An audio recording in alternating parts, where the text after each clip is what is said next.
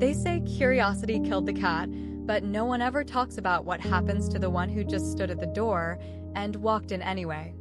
I've replayed that moment 1,000 times. The knock, the smile, the casual invitation that didn't feel like anything at the time. Just a polite offer.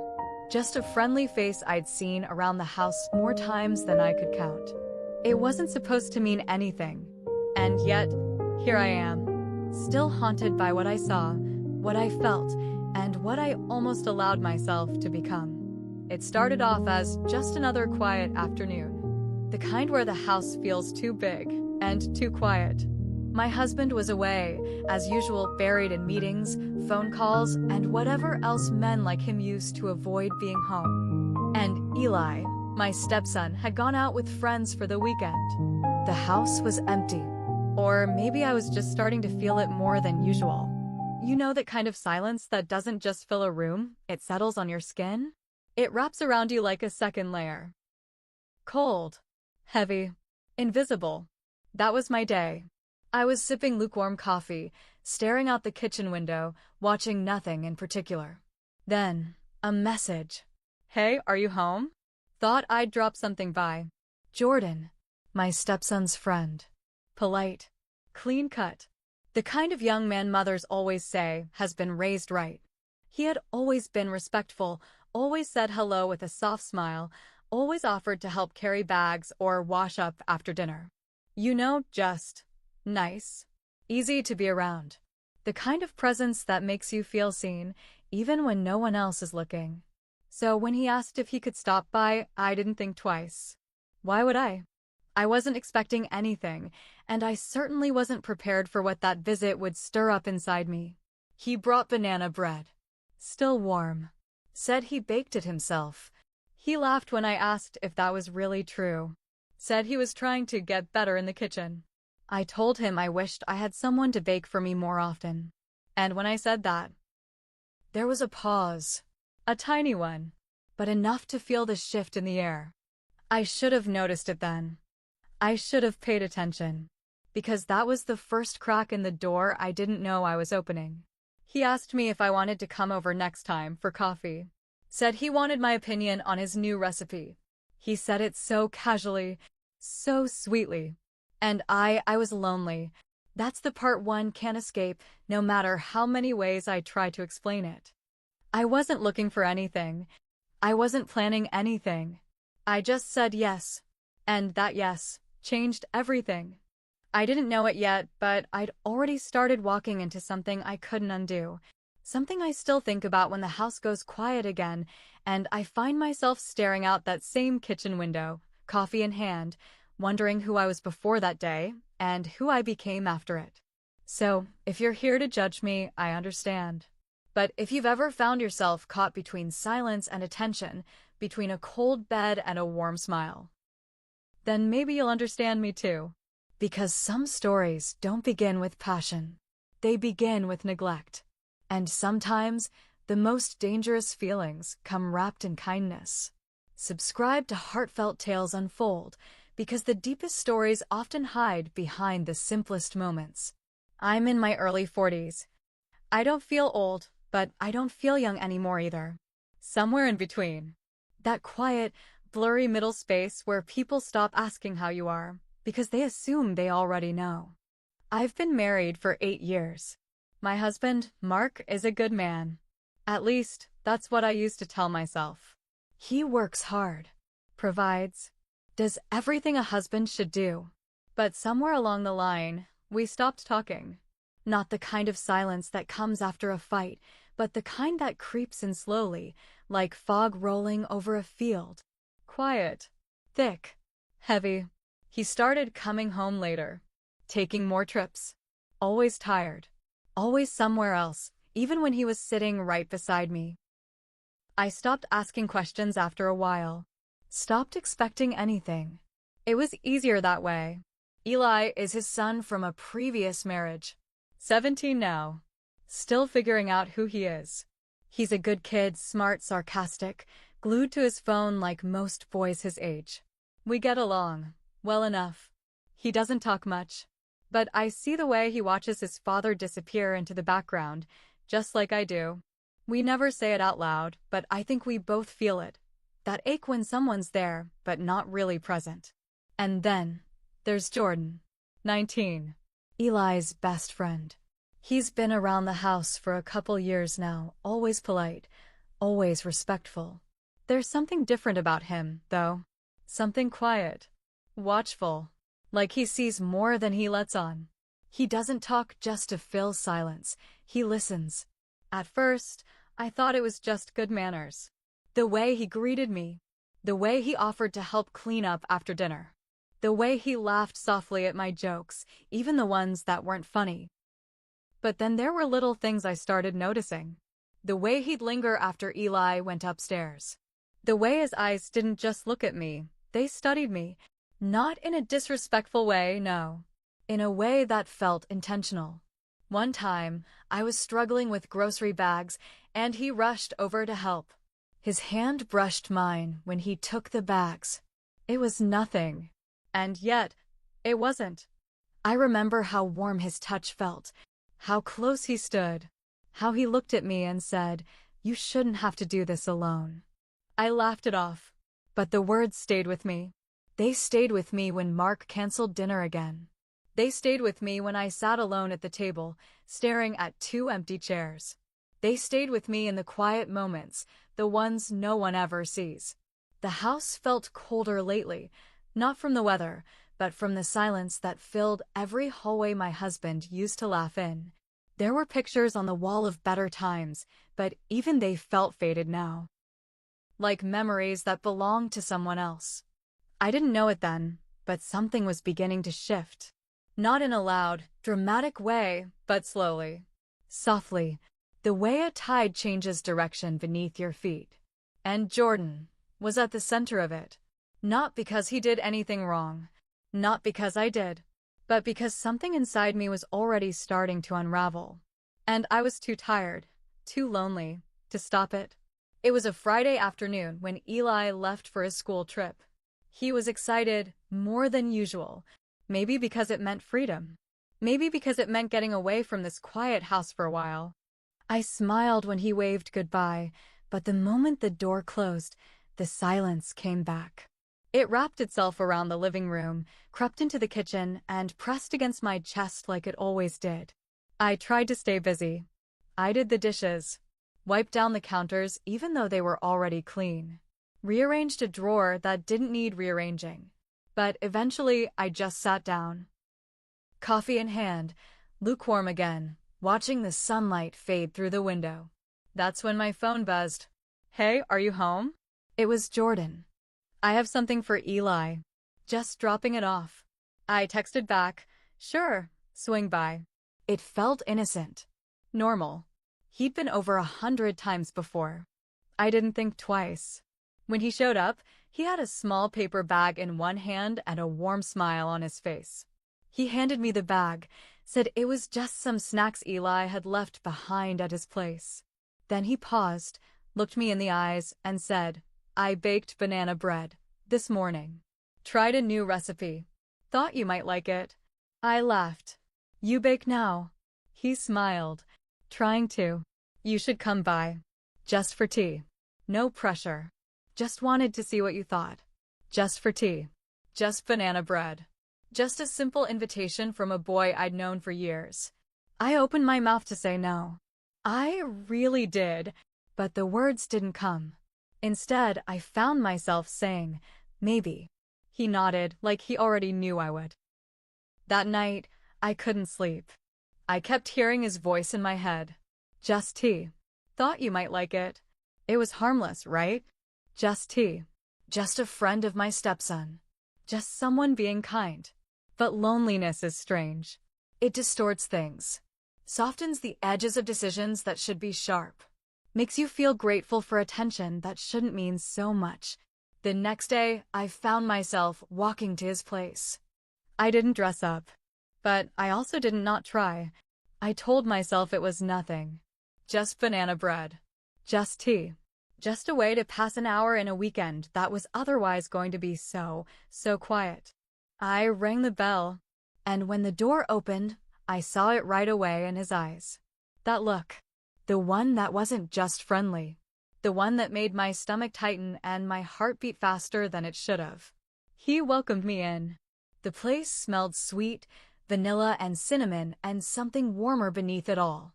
It felt cozy. Safe. I sat on the couch while he poured tea.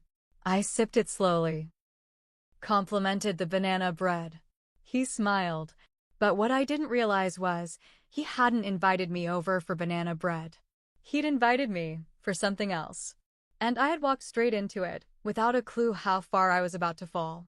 I sat on his couch, legs crossed, hands wrapped around the warm mug he handed me. The lighting was soft, not too dim, not too bright. Just enough to make the room feel like a pocket of quiet in a world that never stops buzzing. There was music playing, low and calm. The kind that drifts into the background and melts into your thoughts without you noticing. The tea was my favorite blend. I hadn't told him that. He just remembered. That little detail hit harder than I expected. My own husband hadn't remembered how I took my tea in years. Not without asking first. Jordan sat across from me at first. Leaned forward a little.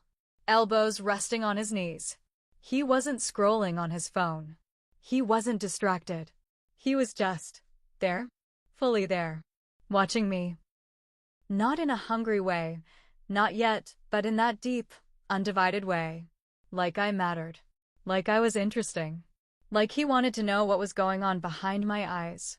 And I found myself talking. Not about anything important, but more than I'd spoken all week. About the weather. A book I was reading. A show I'd half-watched. He listened. Asked questions. Laughed at the right moments. Nodded when I needed silence. It felt easy. Too easy. And that's when my mind started to spiral. Why does this feel so easy? Why does it feel so good to be heard like this? Am I really this starved for attention? I told myself I wasn't doing anything wrong. We were just talking. Just two people sipping tea and eating banana bread on a quiet weekend afternoon. But deep down, something in me stirred. And I hated that it felt good. Because it wasn't about Jordan. Not entirely. It was about what I hadn't felt in so long. Seen. Wanted. Alive. I looked at him, and I didn't see a teenager or my stepson's friend. I saw someone who looked at me like I mattered. Like I still had something left inside me worth noticing. And then I felt the guilt creep in. Mark's face flashed in my mind. The last time we fought. His voice sharp and tired. You're always so damn sensitive lately. I'm trying to keep this house running and all you do is complain. And me, standing there, fists clenched. You're always away. And even when you're here, you're not. He didn't answer that. He just walked out. Like he always does. Like silence is easier than truth. And here I was now, sitting in someone else's home, sipping tea with a boy who listened better than the man who swore to love me. I told myself this was still okay. I'm not doing anything wrong, yet. But there was a heat under my skin I couldn't ignore. A buzz in the air I couldn't shake. Every glance Jordan gave me felt like a question. Every smile felt like a step toward something I wasn't sure I could take back. I should have left right then. I should have stood up, thanked him, and walked out the door. But I didn't, because part of me didn't want to, and that part scared me more than anything. I didn't realize how long I'd been there until I glanced at the clock on the wall. What was supposed to be a short visit, a polite tea and a slice of banana bread, had turned into hours. But I didn't want to leave. And I wasn't pretending anymore. Something about the way he looked at me, listened to me, spoke to me, it cracked something open inside. Something I'd been holding together for far too long. I laughed. Really laughed. The kind that rises up from your chest and escapes before you can catch it. It had been weeks since I laughed like that. Months, maybe. And when I looked at Jordan, he was already smiling. Not the kind of smile you throw out of politeness, but the kind that says, I'm glad you're still capable of joy. He got up to refill the tea. This time, he sat beside me when he came back. Closer. Too close. Our knees brushed. He didn't move. And neither did I. I felt my breath catch, just a little. Not from fear. From awareness. From the sudden realization that we weren't pretending anymore either. I kept telling myself it was nothing. A touch. A glance. A silence. But in that moment, it felt louder than anything I'd ever heard. There was no music playing anymore. Just the sound of our breathing. My mug was still warm in my hand, but I barely noticed it, because all I could feel was the heat of his leg next to mine. The tension between us, thick enough to cut with a knife. He looked at me. I looked back. And we didn't look away.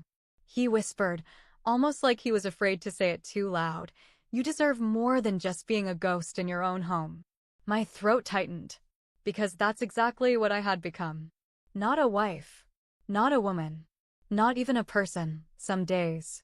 Just someone who folded clothes, made dinner, stared at empty chairs, and watched silence fill the rooms where love used to live.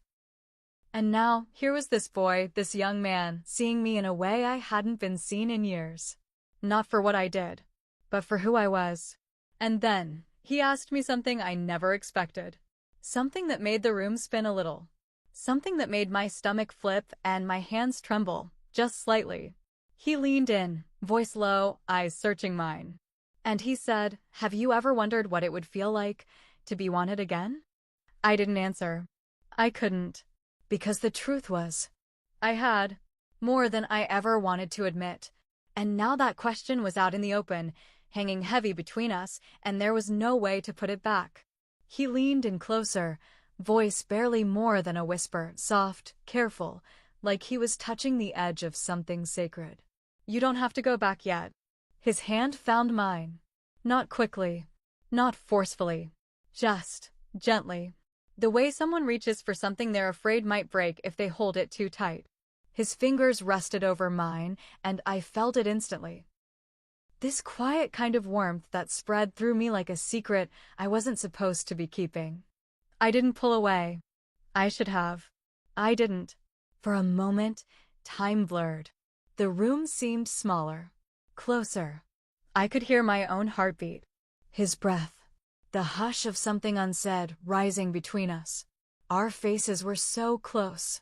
And I swear, if I had moved even slightly, even a fraction of an inch, our lips would have touched. But he didn't kiss me. Not then. Instead, he spoke. "I've felt this way for a long time," he said. His eyes were searching mine, not for permission, but for truth. "Ever since I first saw how empty your eyes looked, when Mark walked into the room and didn't even notice you." I didn't say anything. I couldn't. My throat was tight. My chest aching. He kept going. "I know I'm not supposed to say this," he whispered, "but Eli doesn't treat you like he should either. Like you matter. Like you're more than just someone who makes dinner and disappears." And then he said it. "You deserve to be worshipped." That word. It didn't feel dirty. It felt dangerous. Like it had slipped through some locked door I'd been guarding for years. And that was when I stood up too fast. The mug in my hand nearly spilled. I couldn't breathe. My skin burned, not from shame, but from recognition. From knowing, deep down, that some part of me had been waiting to hear those words, and now that I had, I couldn't unhear them. Guilt hit me like a crashing wave. It filled every part of me, rushed up my spine, squeezed my chest, made my legs feel like they were made of glass. I backed away from him, lips parted, eyes wide. I should go," I said, barely able to get the words out. And I meant it. I needed to leave. To get out before I did something I couldn't undo. But before I could take another step, he said one more thing.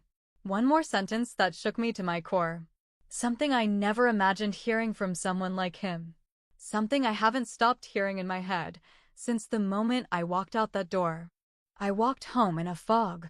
The air felt thick, like it was pressing down on my shoulders.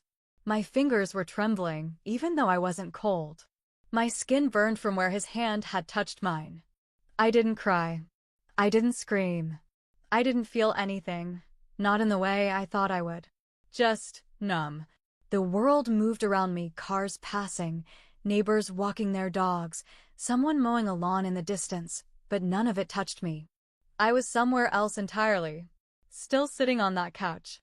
Still hearing his voice in my ear. You deserve to be worshipped. That night, I couldn't sleep. I tossed and turned, sheets twisted around my legs, sweat clinging to my back even though the room was cool. Every time I closed my eyes, I saw him. The way he looked at me. The way he said my name. The way he paused, like he was afraid of hurting me, but more afraid of never trying. And somewhere in the middle of that sleepless haze, I dreamed. Not a wild, shameful dream.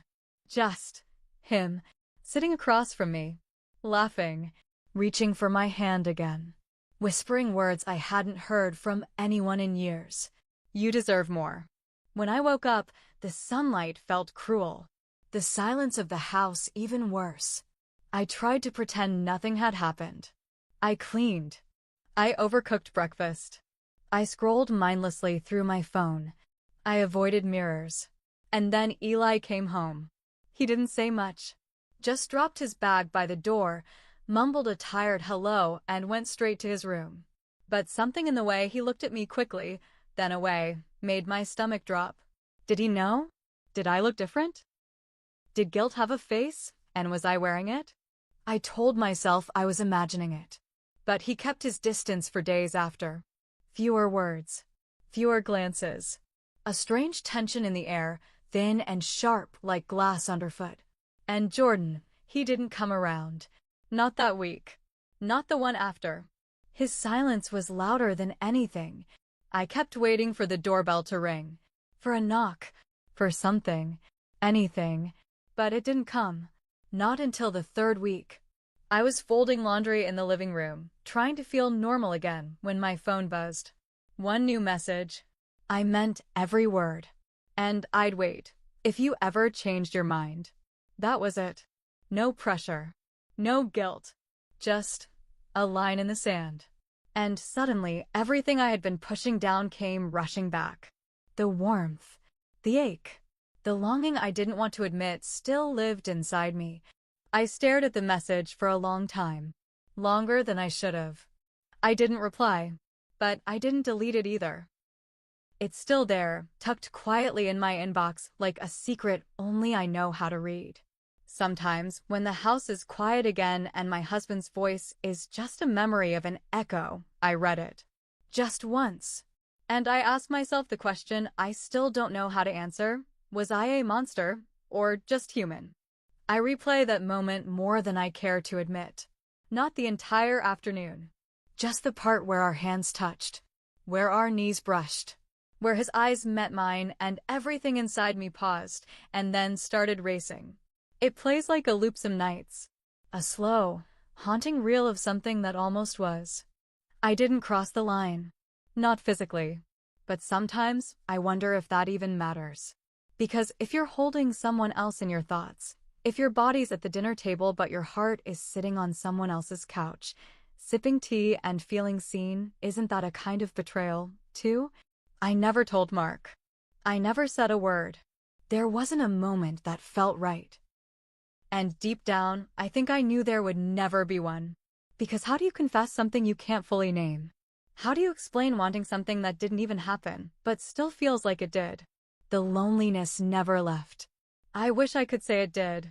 That I found some clarity or closure or peace. But the truth is, that ache still lingers. Like background noise. Always there. Always humming beneath the surface. And the guilt, it has a weight to it. Heavy and invisible. Like I'm carrying a bag no one else can see. Smiling through it. Folding laundry through it. Kissing my husband goodnight through it. Pretending. Pretending I'm whole. Last week, I saw Jordan on the street. I was walking back from the grocery store. My hair was messy. I hadn't planned to see anyone. But there he was across the road, hands in his pockets, head tilted slightly like he'd just been waiting for me to look up. And when I did, he smiled. Not a big, showy grin. Just a small, knowing smile. Soft and warm and familiar. My heart fluttered. Not wildly. Not recklessly. Just enough to remind me it was still there. Still alive. still capable of feeling something it wasn't supposed to. I didn't wave. I didn't cross the street. But I did keep walking with his smile folded neatly into my chest like a note I couldn't throw away. I haven't seen him since. And maybe that's for the best. But some nights, when the house is still and the silence feels like it's pressing against the windows, I wonder. I didn't go back. But sometimes, I still wonder what would have happened if I had. Have you ever been so lonely that a stranger's attention felt like salvation? Not love. Not lust. Just someone seeing you, hearing you, sitting in the quiet with you, and making you feel like you mattered again. That's what it was. It wasn't about crossing a line, it was about being pulled toward a warmth I hadn't felt in years. And the truth is, I didn't fight it as hard as I should have. So I keep asking myself, was I wrong for letting him in that day? Was I wrong for staying a little too long, laughing a little too freely, feeling a little too much? Or was I just a forgotten woman, looking for warmth in a place I never should have found it? I know what some people will say. I know how it looks. But you, watching this, you've felt it too, haven't you? That hollow ache. That quiet kind of hunger that doesn't scream, but gnaws at the edges of who you used to be. So tell me, was this betrayal? Or was it just two broken people, reaching for something neither had? Two people, trying to feel whole again. Tell me in the comments. Please. I want to know what you think. And if these stories stir something in your soul, if they make you pause, reflect, maybe even heal, then like this video and subscribe to Heartfelt Tales Unfold. Because here, we don't just tell stories. We unravel the human heart. Sometimes, the deepest betrayals don't happen between sheets. They happen in glances held a second too long, in silences that say everything, in words that make you feel alive when you were supposed to be numb. Loneliness is a quiet monster. It doesn't scream, it whispers. And sometimes, that whisper sounds a lot like love. Be careful who you open the door to, because not every invitation is as innocent as it seems.